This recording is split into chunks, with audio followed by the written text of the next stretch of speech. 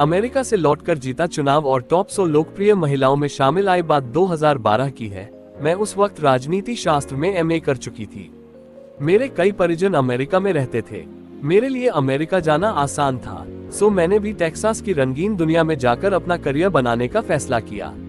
मैं वहां चली भी गई, मगर मेरे पिता को मेरा फैसला नहीं जचा। दरअसल मेरी मंजिलें और भी हैं। दादाजी और पिताजी दोनों ने ताउम्र अपने गांव के विकास के लिए निस्वार्थ सेवा की थी।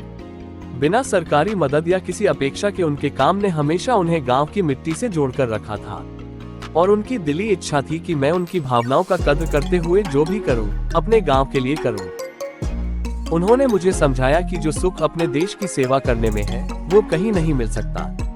मैंने उन्हें निराश नहीं किया और 1 साल के भीतर ही अमेरिका की लाखों रुपये वेतन वाली नौकरी छोड़कर वापस अपने देश आ गई। वतन वापसी के बाद मेरे मन में सबसे पहला ख्याल एक स्वयंसेवी संस्था बनाने का आया। इस विचार का एक कारण था।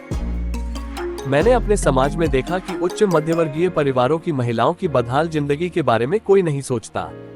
ये महिलाएं घरेलू हिंसा को सिर्फ इसलिए सहती रहती हैं क्योंकि परिवार की इज्जत का पूरा दारोमदार इनके मुंह ना खोलने पर ही टिका रहता है। वैसे भी समाज की तथाकथित इज्जत इसी वर्ग के परिवारों में सर्वाधिक पाई जाती है। कई महिलाओं से बात करने पर मैंने पाया कि इन्हें काउंसलिंग की जरूरत है, जिससे ये अपने अधिकारों के प्रति जागरूक हो सके। मैं अपना काम कर ही रही थी कि उसी वक्त मध्य प्रदेश में पंचायत चुनाव की घोषणा हो गई। मैं चुनाव लड़ने को तैयार हो गई।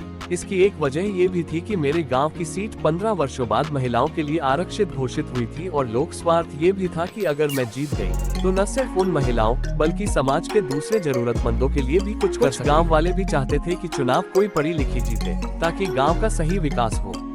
मैं चुनाव लड़ी और जीतकर गांव की सरपंच बन गई। महिला सशक्तिकरण से जुड़ी प्राथमिकता के साथ मैं पंचायत के सभी दूसरे जरूरी कामों में तेजी ले आई। पक्की सड़कें, हर ग्रामीण का राशन कार्ड, बैंक अकाउंट, मृदा स्वास्थ्य कार्ड, विभिन्न पेंशन तथा किसानों के मुआवजे के लिए मैंने हर स्तर पर लड़ाई लड़ी। स्वास्थ्य के मोर्चे पर कई चुनौतियों को पार करते हुए गर्व के साथ ये कहने लायक बनी कि हमारे गांव में एक भी कुपोषित बच्चा नहीं है। मैंने सरपंच बनकर कोई भी काम अलग से या किसी अतिरिक्त प्रयास से नहीं कराया। ये सारी योजनाएं उसी व्यवस्था के तहत थी जिसमें कई लोगों को भ्रष्टाचार के सिवा कुछ नहीं दिखता।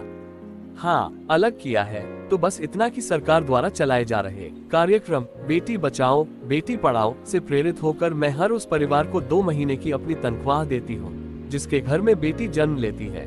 इस काम को मैंने सरपंच मानदेय की संज्ञा दी है। देश में सैकड़ों सरकारी योजनाएं चल रही हैं, लेकिन अशिक्षा, भ्रष्टाचार और जागरूकता की कमी के कारण वे सफल नहीं हो पाती। मैं मानती हूँ कि सरपंचों का शिक्षित होना बहुत जरूरी है, क्योंकि पढ़े लिखे सरपंच ही अधिकारियों से मिलकर अपने गांव में बदलाव ला सकते। अगर इस कहानी से आपको थोड़ी भी प्रेरणा मिले तो वीडियो को लाइक जरूर करें और चैनल को सब्सक्राइब करें। हमारा मकसद सिर्फ आपको प्रेरित और आपके सपनों को पूरा करने में मदद करना है।